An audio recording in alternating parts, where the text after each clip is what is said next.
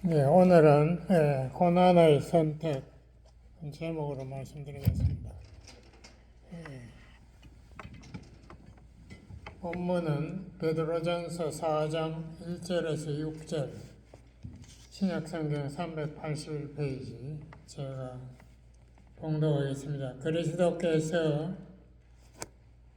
이미 육체의 고난을 받으셨으니 너희도 같은 마음으로 갑옷을 삼으라. 이는 육체의 고난을 받은 자가 죄를 그쳤음이니 그 후로는 다시 사람의 정욕을 좇지 않고 오직 하나님의 뜻을 좇아 육체의 남은 때를 살게 하려 함이라. 너희가 음란과 정욕과 술취함과 방탕과 연락과 무법한 우상 숭배를 하여 이방인의 뜻을 좇아 행한 것이 지나간 때가 족하다가 이러므로 너희가 저희와 함께 그런 극한 방탕에 다름질하지 아니하는 것을 저희가 이상히 여겨 비방하나 저희가 산자와 죽은 자 심판하기를 예비하신 자에게 직고하리라. 이를 위하여 죽은 자들에게도 복음이 전파되었으니 이는 육체로는 사람처럼 심판을 받으나 영으로는 하나님처럼 살게 하려 함이니라. 아멘. 제목이 조금 이상한데 고난의 선택 찾게 하려니까 말이 힘들더라고요. 고난이 여러 가지가 있다는 그런 것을 성경이 이야기하고 있습니다. 베드로전서 그 바로 앞에 있는 3장 17절을 제가 봉독하겠습니다.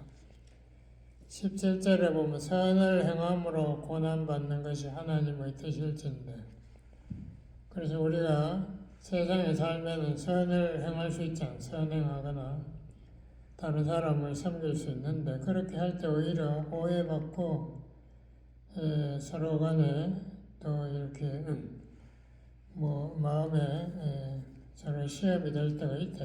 고난받을 때가 있는데 그런 것은 하나님의 뜻이다. 그렇지만 악을 행함으로 고난받는 것보다 나으니라. 그러니까 악을 행함으로 고난이 오는 것은 하나님의 심판, 혹은 세상의 법이 우리가 사기를 쳤다, 잘못했을 때에 우리를 벌을 내리지 않습니까? 그거는 나쁜 것이지만 선을 행함으로 우리의 고난이 온다는 것은 오히려 하나님 뜻이다. 이렇게 해서 고난이 여러 가지가 있다는 것을 성경도 이야기하고 있습니다. 그리스도 18절 그리스도께서도 한 번 죄를 위하여 죽으사 의인으로서 불의한 자를 대신하셨으니 이는 우리를 하나님 앞으로 인도하려 하심이라. 육체로는 죽임을 당하시고 영으로는 살리심을 받으셨으니 이거 우리가 다 외우는 거지. 그리스도께서 형벌을 받으셨다는 제목으로 외우는데 여기에 보니까 그리스도께서도 죄를 위하여 우리의 죄를 위하여 그러니까 선행을 하신 거죠. 우리의 죄 사함을 위해서 죄값을 십자가에서 치르기 위해서 죽으셨다. 의인으로서 불의한 자를 대신하셨으니 이는 우리를 구원하려 하심이라. 예수님도 육체로는 죽임을 당하셨지만 예수님의 영은 죽지 않는다는 거죠. 영으로는 살리심을 받으셨으니 우리도 마찬가지예요. 우리가 육신 예수님 믿으니까 안 믿는 사람의 영이 지금 죽어 있어요. 그러니까 영 안이 감겨 있으니까 하나님 말씀을 들어도 무슨 말인지 모르고 관심도 없죠. 그런데 우리가 하나님을 믿으면 우리 영이 살아나지 않습니다. 거듭난다 그러죠. 우리가 새 생명, 그러니까 내 죽어있던 아담 이후로 죽어있던 우리의 영이 살아난다. 그러니까 우리가 이제 하나님의 말씀을 들으면 깨닫게 되고 은혜를 받게 되는 거죠. 그리고 우리가 성령의 도움을 받게 되고 또 예수님을 믿게 되고 이게 전부 다 우리 영이 살았기 때문에 이러한 현상이 일어난대요. 그래서 우리가 우리 육신은 죽어도 영이 죽지 않는다. 영은 우리가 예수님 앞으로 올라간다. 이것을 예수님 말씀하셨어요. 오른쪽 강도가 예수님을 구세주로 고백했을 때에 그랬거든요. 예수님, 오늘 네가 나와 함께 낙원에 있으리라. 그러니까 육신은 죽어서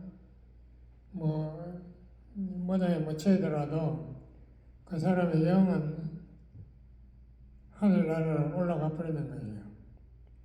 예, 그런 것이 있다는 거죠. 그런데 또 다른 또 고난에 대해서 제가 또 여기 본문에 있는 것을 읽어보겠습니다.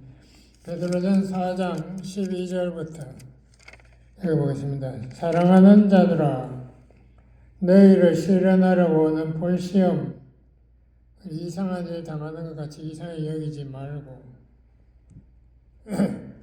그러니까 이때 베드로가 나이가 많을 때 이걸 썼기 때문에 곧 그 당시 로마의 네로 황제가 크리스천들을 많이 핍박을 했습니다. 여러분 다 아시겠지만.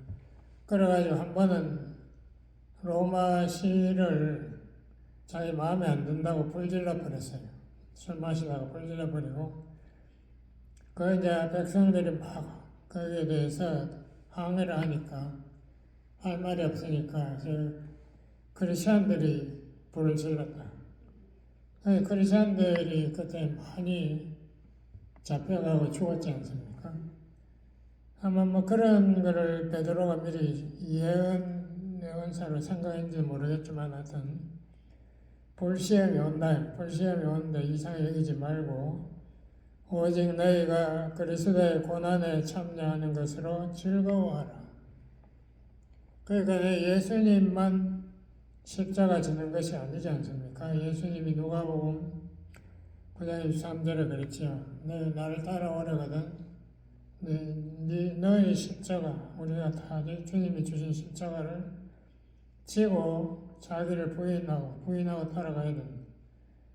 그것이 바로 고난이죠. 그래서 우리 기독교는 고난에 대한 이야기가 하나님의 축복에 대한 이야기보다 훨씬 많아요. 고난이 여기에 하나님의 뜻이 있다. 예수님 메시아 하나님 아들 예수님조차도 삶 자체가 고난이었지 않습니까? 그러니까 인간의 육신을 입고 하나님이 육신을 입고 오신다는 것이 얼마나 괴로운 일이겠어요. 자기가 평소에 할 수 있는 모든 것을 아무것도 못하게 되잖아요. 더군다나 예수님은 가장 천민으로, 제가 여러 번 말씀드렸지만 이스라엘 북쪽 국경지대에서 나사렛이라는 조그마한 동네에서 사람이 한 30-40가정밖에 안 산 그 국경지대에서 태어나가지고 무슨 공부를 배웠겠어요. 거기에서 결국 이제 자기 아버지 요셉이 목수였으니까 자기도 요셉에게서 그걸 배워가지고 목수의 일을 하는데, 예수님이 이제 30살 때 이제 사역을 시작했지 않습니까? 그러니까 자기 고향에 오니까 고향 사람들이 그랬어요. 그 마가복음 6장에 보면은 우리 네가 누군지 내가 안다. 너 마리아의 아들 목수 아니냐. 그러니까 요셉이 그 당시 물론 죽은지도 모르지만 어떻게 됐든 요셉의 이름 싹 빼버리고 마리아의 아들 목수라. 그러니까 예수의 아버지가 요셉이 아니라는 걸 사람들이 다 알고 있는 거예요. 그리고 네 동생들은 여기 야고보, 요셉, 시몬, 유다 그리고 여자까지 다 이름을 들치면서 그거는 우리가 다 아는데 너는 도대체 네 아버지가 누구냐 이렇게 물었습니다. 이거 한 사람이 못 오가는 이야기죠. 예수님은 그래도 요셉을 아버지라고 해서 이제 자라왔는데 네 아버지가 누구냐? 넌 사생하다 이 말이에요. 성령으로 태어났다? 그거 믿는 사람 어디 있겠어요 그 당시에.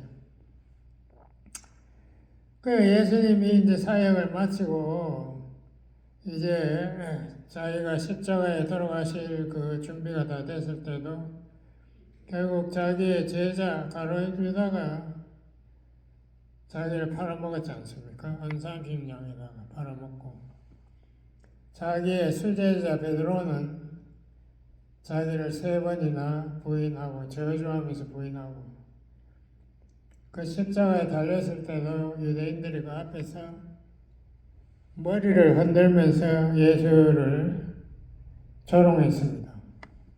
네가 메시아, 네가 하나님의 아들이냐? 그러면 십자가에 내려와라. 우리가 믿겠다. 너를 믿어줄 테니까 빨리 내려오라 그랬어요. 이게 마귀가 하는 짓이죠. 예수님 마지막 죽을 때까지 이렇게 조롱받고 고난의 일생이었습니다. 정말 힘들게 사람들에게 전혀 인정받지 못했어요. 그 제자라는 12사람들 다 보세요. 그 사람들 보면 세상 사람들 존경반상 하나도 없어요. 전부 뭐 낚시꾼들, 안가 뭐 세리 못 차고 뭐 이런 하여튼 이름 없는 이런 사람들이 제자라고 따라다니는 그 제자들조차도 예수님 십자가 못 박에 다 도망갔습니다. 그래서 예수님의 고난의 삶은 왜 고난을 받았나? 그게 성경의 핵심 아닙니까? 아까 베드로전서 3장 17절에 우리가 외우는 18절을 외우지만 여기 17절 일어나세요. 하나님의 뜻일진데 악을 행함으로 고난받는 것보다 선을 행함으로 고난받는 것이 나으니라. 그리스도께서도 이렇게 예수님도 그렇게 했다. 죄를 위하여 죽으사 의인으로서 불에 앉아 우리의 죄값을 십자가에서 지불하셨다. 이건 우리를 하나님 앞으로 인도하려 하심이라. 그래서 이 고난이라는 것이 우리 기독교에 뺄 수 없는 것이고, 뭐 우리 한국 기독교가 타락해가지고 지금 뭐 삼박자 어쩌고 하나님 축복만 받겠다고 밤낮 아우성을 하는데 하나님께서 기뻐하시겠어요? 정말 예수님이 돌아가시기 전에 바로 이제 마지막 예루살렘 입성하시면서 그때 미랄 비유를 요한복음 12장 24절을 기록했지 않습니까? 이 미랄이 땅에 떨어져 썩어서 많은 열매를 맺어야 그게 하나님께 영광을 돌리는 것이다. 내가 이제 십자가에 죽을 때가 다가왔으니까 내가 죽음으로 내가 영광을 나타낼 때가 왔다. 이게 정말 위대한 우리 기독교의 진리입니다. 세상 사람들은요, 자기 자신의 뭔가 뭐 꿈이라고 할까, 자기의 이상을 성취하지 못했다면 사람 아주 우습게 여겨요. 그래서 자기와 다른 사람과 비교해가지고 자기가 별로 성공 못했다는 사람들 내 마음속에 열등감이 콱 노리고 있거든요. 그래서 그 사람들이, 한국 사람들이 자기를 조금이라도 누가 우습게 본다 이러면 막 분노가 팍 폭발하는 그 안에 열등감이 있기 때문에. 그래서 이제 내가 정말 다른 사람을 위해서 희생당하고 이런 것을 저주하면서 사는 사람 너무 많아요. 제가 TV에도 보니까 뭐 누구를 위해서 내가 보증을 서가지고 내 인생을 망치는 이런 사람 너무 많더라고요. 그래가지고 막 자기 삶을 저주하면서 사는 사람들, 자기가 막 크게 손해를 보고 상처를 입었다고. 예수님은 미랄비의 정반대로 이야기하지 않습니까? 이게 썩어져야, 내가 희생돼야 하나님의 영광을 받는다. 그리고 누가복음 9장에도 그렇지, 23절에 나를 따라오려거든 날마다 자기를 부인하고 자기 십자가를 지고 나를 따라오는. 십자가라는 게 그게 사람들한테만 나타내려고 자랑하는 게 아니지 않습니까? 세상 사람들이 다 저거는 사형수라고 손가락질하는 그거를 당하면서 예수님을 따라가야 된다. 우리가 정말 예수님 따르는 것이 우리가 생각해 봐야 돼요. 바울도 저번 주에 제가 말씀드렸지만 자기 생애 목표가 뭔가 제가 이거 다시 한번 읽어보겠습니다. 빌립보서 1장 29절 우선 제가 읽어보면요. 그리스도를 위하여 너희에게 은혜를 주신 것은 다만 그를 믿을 뿐 아니라 하나님께서 은혜를 주셨는데 우리가 은혜 받아가지고 믿음이 생겼잖아요. 그래서 예수님 믿고 구원 받았으니 그 감사한데 그것만 위해서 하나님 은혜를 주신 게 아니라 또한 그를 위하여 그리스도를 위하여 고난도 받게 하심이라. 고난도 하나님의 은혜다. 야, 참 우리가 심각하게 생각해야 됩니다. 정말 내 삶이 어려움이 있다. 그럴 때 우리는 하나님 원망하지 않습니까? 하나님 앞에 빨리 해결해 주세요. 뭐 그렇게 기도하는 사람들 굉장히 많은 걸로 알고 있는데 그렇게 할 것이 아니라 이걸 통해서 내가 저 사람을 위해서 내가 기도할 수 있게 되었구나. 저 사람을 위해 내가 사랑을 베풀게 되었구나. 오히려 하나님께 우리가 감사할 수 있어야 돼요. 우리가 믿는 것만 위해서 하나님 우리를 부르신 게 아니다. 이거 깨달아야 돼요. 바울이 빌립보 3장 10절에 그렇지 않습니까? 내가 그리스도를 아는 것이 내 삶의 목적인데 제가 10절 다시 읽어보겠습니다. 내가 그리스도와 그 부활의 권능과 그 고난의 참여함을 알려하여 그의 죽으심을 본받은 순서가 뭔가? 첫째 죽으심을 본받아야 돼. 본받아 어찌하든지 죽은 자 가운데서 부활에 이르려 하느니 그 내가 죽어버려야 뭐 육신이 죽는다는 게 아니고 내가 내 자아가 정말 하나님의 그 뜻 앞에서 내 자신을 부인하고 내가 정말 하나님의 뜻을 위해서 내가 온전히 내 자신을 바치는 게 이게 죽는 건데요. 내 자아를 주장하지 않고 그래야 내가 부활의 능력을 또한 나도 체험하게 된 그거 알고 싶다는 거예요. 죽으심을 본받아 부활에 이르는 것이 사도 바울의 생애 목표였습니다. 그러므로 우리가 이 고난이라는 거 절대 부정적으로 생각하면 안 된다. 근데 오늘 베드로도 똑같은 말을 지금 하고 있지 않습니까? 베드로는 4장 여러분 잊어버렸을 겁니다. 제가 다시 그리스도께서 이미 육체 고난을 받으셨으니 너희도 우리도 같은 마음으로 그러니까 여기 고난 받은 그러한 자세로 그 말 같은 마음으로 갑옷을 삼으라. 그 세상 사는 것이 항상 돈 많이 벌고 쾌락을 즐기고 그런 게 아니다.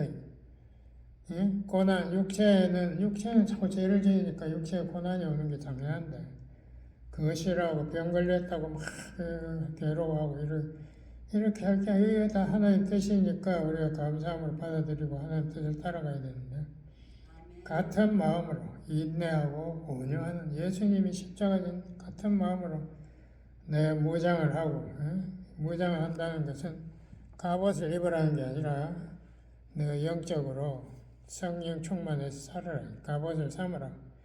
이는 육체의 고난을 받은 자가 죄를 그쳤습니다. 이 말씀을 이해하기 참 어려워요. 제가 주석책 여러 번 찾아봤는데도 뭐 제대로 설명하는 거 찾을 수가 없어요. 왜 십자가의 고난이 우리의 죄를 그치게 하는가? 여기 그 다음에 부속 설명을 좀 해놨어요. 베드로가 2절에 그 후로는 십자가 후로는 다시 사람의 정욕을 쫓지 않고 오직 하나님의 뜻을 쫓아 육체의 남은 때를 살게 하려 함이라. 그게 죽었다는 게 아니고 믿음으로 그리스도의 죽음과 연합했다. 연합하고 후로는 세례도 받았지 않습니까? 연합한 후로는 이제는 육체의 정욕, 육체의 죄악, 그걸 따르는 것을 그쳤다. 이 육체라는 것이 결국은 죽어야 이제 하나님의 성령의 역사가 나를 이끌으시고 인도하셔서 하나님께 영광 돌리는 삶을 살 수 있구나 이 말입니다. 하나님의 뜻을 쫓아 육체의 남은 때를 살게 하려 함이라. 너희가 음란과 정욕, 술 취함, 방탕, 연락, 무호흡한 우상 숭배 이런 것을 행한 것이 예수 믿기 전에 한 게 충분하다, 족하다. 이러므로 너희가 저희와 함께 그런 방탕의 생활을 고만하라. 제가 처음에 예수 믿을 때는 서울대학교 그때 2학년 때 예수님 영접하고 뭐 이렇게 했는데 마음이 그렇게 깊은데도요. 그 애들은 그때 우리가 데모를 많이 했으니까 무슨 데모 하여튼 제목은 다 잊어버렸는데 3차 개헌인가 3차 뭐 한다고 뭐 반대하고 있는 그러니까 세상에 학교 문을 닫아버려요. 정부가 문을 닫아버리면 우리 지방에 있는 학생들은 대부분이 다 그냥 기숙사에서 앉아가 놀아요. 기숙사에서 뭐하냐 매일 트럼프 요새 트럼프 미국 트럼프 대통령이 아니고 카드놀이 있잖아요. 트럼프 카드놀이 하느라고 그냥 한 달, 두 달씩 계속 카드놀이만 하고 이렇게 살았습니다. 제가 지금 생각해 참 창피한데, 그때는 그게 창피하다는 생각도 안 했어요. 전부 다 그렇게 하고 사니까, 그런 거 당연한 걸로 생각했죠. 근데 그게, 우리가 정말 누군가가 바로 믿음을 이끌어줬었는데, 그게 너무 부족해가지고, 그냥 옛날에 하던 그대로 그 사람들 따라가면서, 그냥 핫도 치고 트럼프 치고 겁나 그렇게 살았어요. 공부도 제대로 못하고 미국으로 이민을 부모님 인도하셔서 이민을 온 게 정말 잘했다는 하나님 감사드려요. 여기 오니까 탁 내비게이터라는 게 딱 걸려가지고 처음부터 제자 훈련 강 훈련 하니까 정신없이 성경 읽고 다 외우고 하느라고 이게 우리가 세상을 따라가는 거, 이것을 끊으려면은 우리가 이 고난도 믿음으로 받아들이고, 죄와 관계를 끊어야 돼. 근데 여기 이렇게 써놨습니다. 우리가 하나님의 뜻을 따르려면은, 여기 써놨지 않습니까? 하나님 고난받는 게 하나님 뜻이다. 하나님 뜻을 따르려면은 고난도 감사함으로 받아들여야 돼. 그렇게 하면 고난이 우리로 하여금 겸손하게 만들고요. 인내하게 만들고 온유하게 만들고 절제하게 만들어서 우리로 하여금 하나님의 말씀을 더 믿고 순종하게 만든다. 죄를 더 멀리하게 만든다. 그렇지 않습니까? 내가 어려운 일이 있는데 신나게 죄 짓는 사람 어디 있어요? 다 하나님 두려워하고 우리가 겸손하게 다 회개하고 기도하고는 우리가 말씀 따르려고 노력하죠. 근데 여기에서 제가 하나 이제 성경을 열심히 공부하다가 제가 느꼈습니다. 로마서 6장을 제가 조금 소개하겠습니다. 이 로마서 6장이 우리가 죄의 관계에서 아주 중요한 말씀 많이 해요. 근데 우리가 시험 관계상 다 읽을 수는 없고요.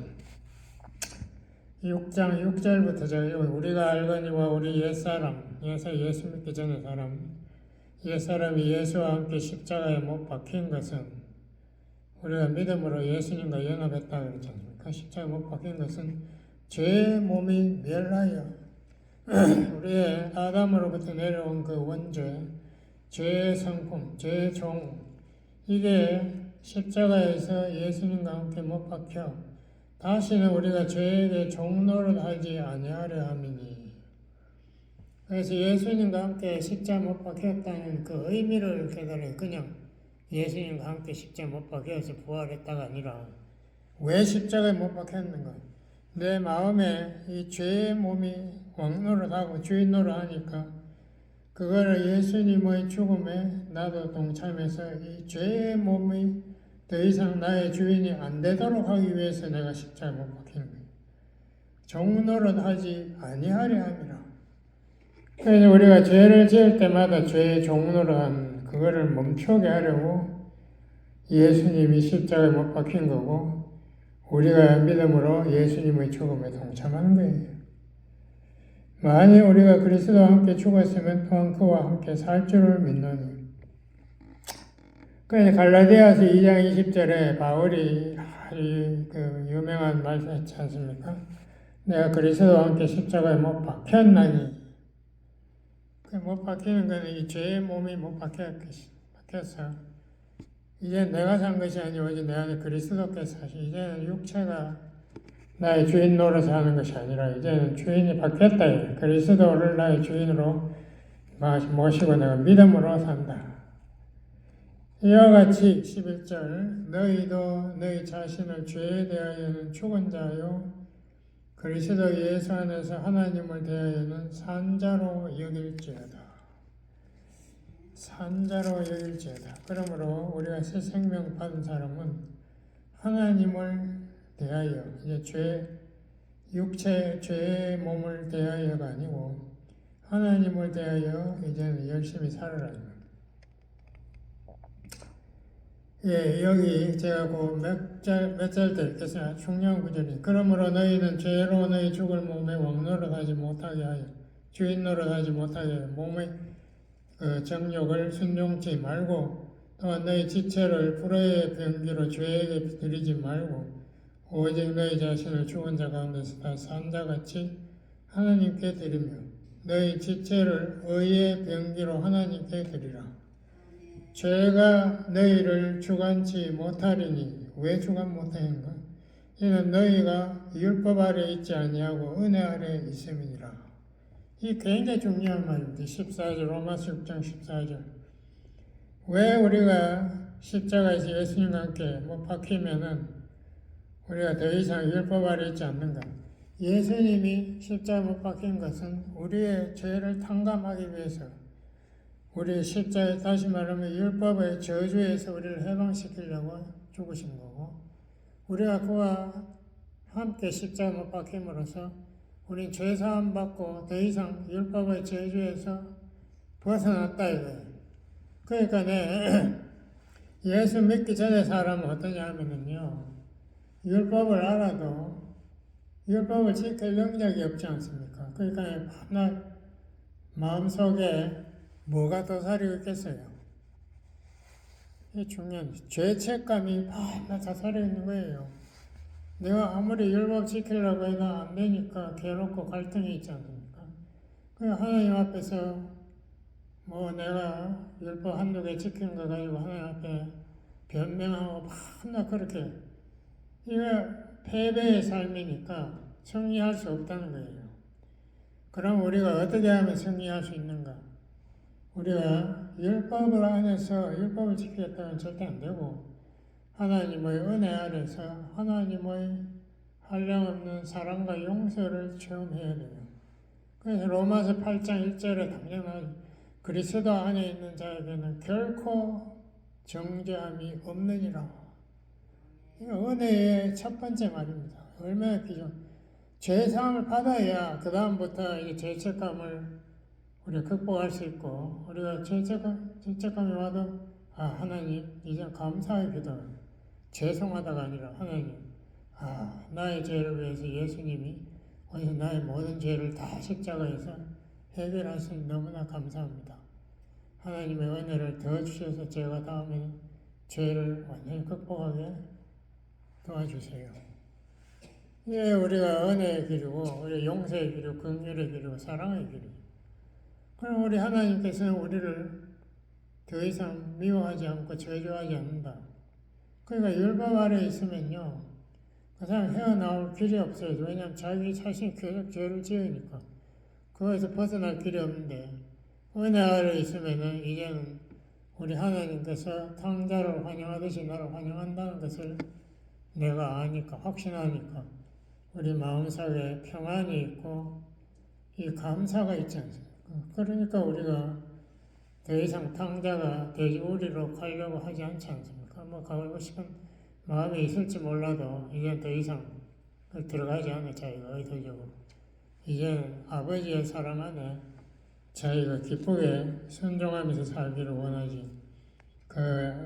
저 돼지우리 삶을 살기 싫다는 거죠. 그러므로 율법으로 구원받을 수 없는데 로마서 8장 여러분 한번 읽어보세요.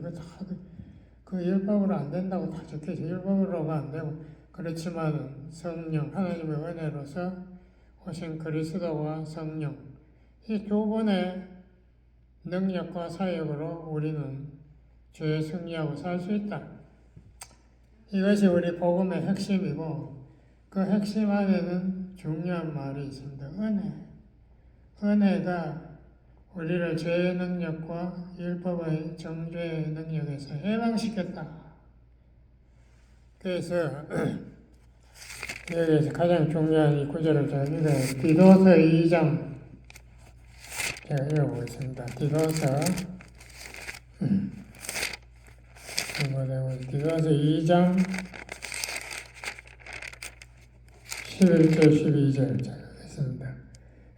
모든 사람에게 구원을 주시는 하나님의 은혜가 나타나 우리를 양육하시되 우리를 은혜가 구원되었지만 또 양육하시네. 그렇잖아요. 하나님의 은혜가 우리에게 말씀을 깨닫게 영안을 뜨게 했지 율법이 우리의 눈을 뜨게 했나요? 오히려 율법은 우리를 변명하게 하고 우리의 위선자로 만들어 몰아갔죠. 죄책감만 가득 쌓여가지고 우리 위선을 하면서 그 하나님의 은혜는 달라요. 은혜가 나타나 우리를 양육하시되 경건치 않은 죄, 이 세상 정욕을 다 버리고 근신하게. 이제는 우리가 겸손해지는 거예요. 은혜를 받으면. 율법을 한 사람들 하나의 특징이 뭡니까? 다 교만하게 짝이 없어요. 바리새인들 봐서 예수를 막 자기 밑에 무슨 종같이 막 내리카고 예수 제자들을 아주 우습게 보면서 뒤에 손가락질하고 이러잖아요. 자기가 제일 깨끗하고 의롭다. 너희들 손도 안 씻는 더러운 것들 뭐 이렇게 너희들 세리하고 같이 밥 먹는 그 더러운 것들 뭐 이렇게 얼마나 교만합니까? 근신함과 그 다음에 의로움. 내 의를 율법은 자기의 의를 내세우려고 하는데 내 의가 아니지 않습니까? 예수님의 의를 우리는 선물로 받은 거예요. 믿음으로 받은 거예요. 선물로.